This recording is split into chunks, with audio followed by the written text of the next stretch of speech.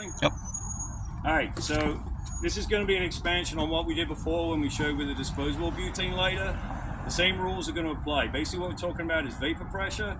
Vapor pressure is when the vapor, the gas layer, and the liquid layer reach a balance. Inside a sealed container, liquids evaporate and they condense.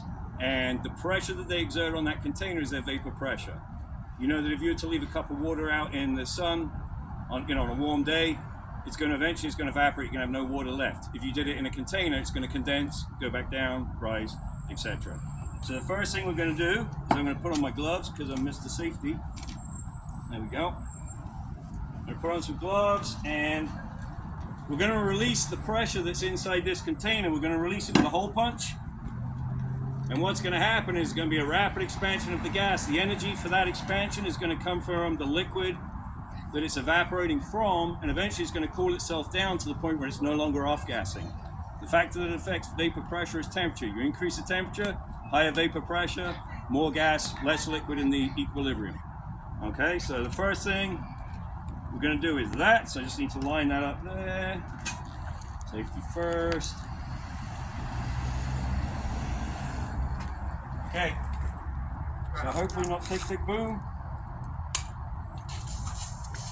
Okay, so you can hear it, you can see it, okay? But remember, the fuel is too rich inside the container, it can't do anything. There we go. So what I'm going to ask Tyler, actually I'm going to ask Mike. Mike, could you just cut the top off of this, please? All right, so you're going to cut it right there.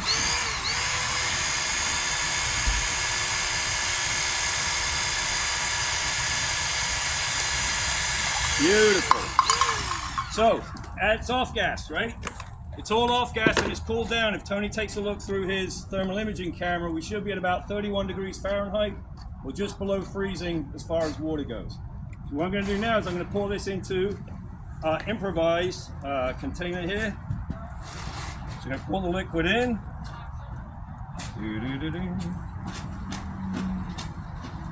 I want to try and get as much in here as I can. There we go. And we're going to put on our lid. And if you take a close look at the lid, you're going to see we have a pressure relief valve on the lid. There we go. So here's our lid. It's got a pressure relief valve. And right now, as the pressure builds up, it should be able to escape from there. Oh, there we go. So this is our pressure relief valve. It's not going to hold the flame because the pressure it's under.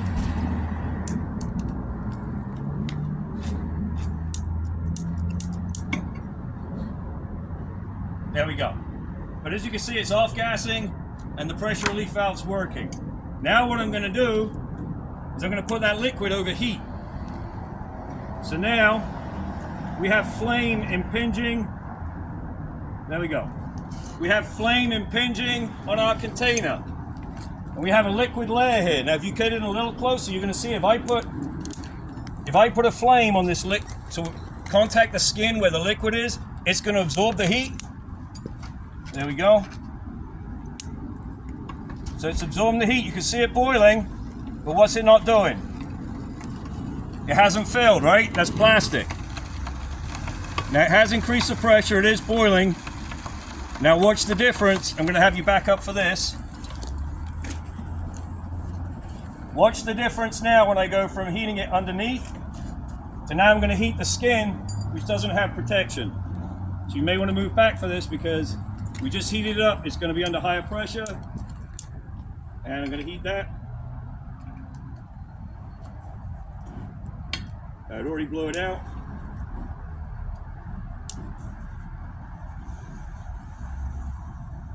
So you see how quickly the skin failed?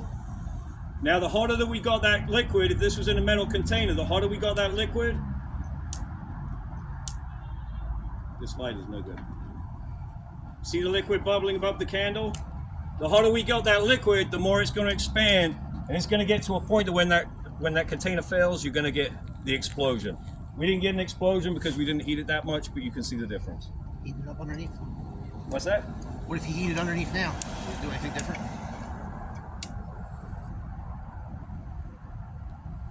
you're just going to get more pressure. Yeah.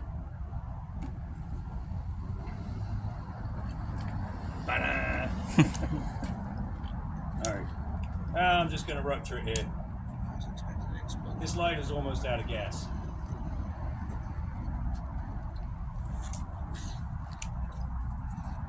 I really can't stand these barbecue lighters. They're no good for this.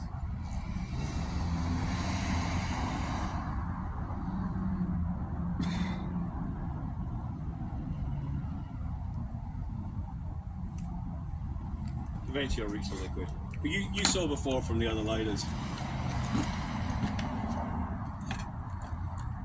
That's it. I don't know, feeling it exploding.